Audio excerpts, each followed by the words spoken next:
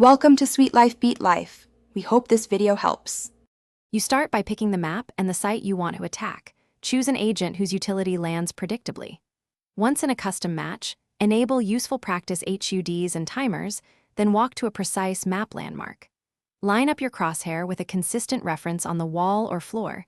This gives repeatable results. Begin by throwing a simple smoke or flash at a target reference, watch where it lands, and note slight positional offsets for correction. Now refine by testing variants. You perform the same throw from slightly different distances or stances and observe changes.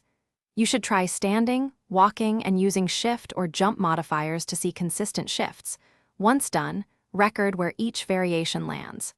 Make micro adjustments to aim and repeat until the utility consistently hits the intended zone. Use 3 distinct distances to cover wing, mid, and deep impacts.